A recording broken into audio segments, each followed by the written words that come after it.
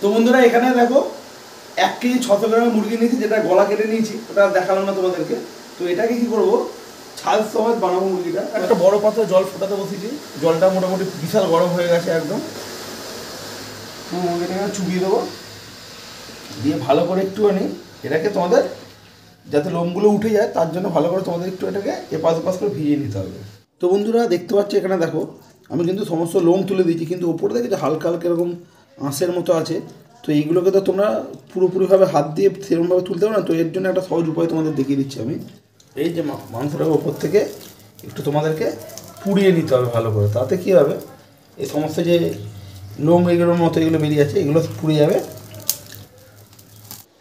তো বন্ধুরা দেখে নাও একদম মাংসগুলোকে ধুয়ে ভালো করে কেটে পিস পিস করে নিয়েছি, করে আবার ভালো করে ধুয়ে নিয়েছি।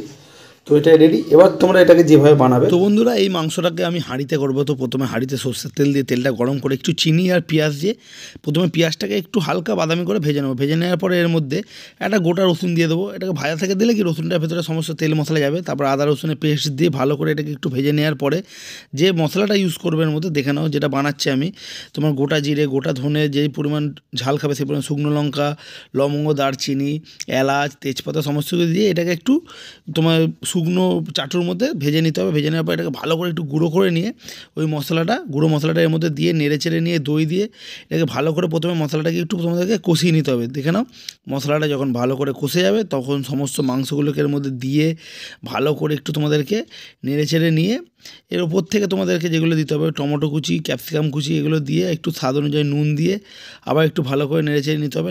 নেওয়ার পরে ঢাকা দিয়ে 10-15 মিনিট মতো কষিয়ে নেওয়ার পর যখন জল ছেড়ে দেবে তখন দিয়ে উপর দিয়ে আলুগুলো দিয়ে ভালো করে নেড়ে চেড়ে নিলেই দুর্দান্ত মাংস তোমাদের রেডি। তো বন্ধুরা এবারে এই মাংসটাকে ভাত, রুটি যেটা দিয়ে ইচ্ছা তোমরা খেতে পারো। তো তোমাদের যেটা ইচ্ছা সেটা দিয়ে খেয়ে টেস্ট করে বলো কেমন হয়েছে। উপরে মুরগির স্কিন, তলায় মুরগি, আর এটা নিচে একটা লেগ পিস, দেখে বুঝতে পারছো। এটা খেয়ে দেখি কীরকম হয়েছে। যদি ইচ্ছা তোমরা খেতে পারো। রুটি দিয়ে আমার একটু কাইতে ক্যাপসিকাম নিয়ে নিলাম, একটু আলু একটু ভেঙে নিলাম, একটু মাংস, তারপরে একটা স্কিন, আর একটু অতি অবস্থায় পেঁয়াজ।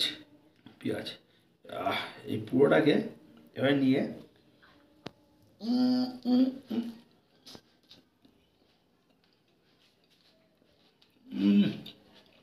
তো বন্ধুরা এটা সত্যি খুব সুন্দর একটা রেসিপি। এটা বানানো একটু কষ্টের আছে, তো বাদ বাকি যে ভাজা মশলার যে ফ্লেভারটা, তারপরে এই মাংসর যে স্কিনের যে তেলাত্ম একটা ব্যাপার, সব কিছু মিলে খুব সুন্দর একটা কম্বিনেশনে একটা রেসিপি বানিয়ে তোমাদেরকে দেখালাম।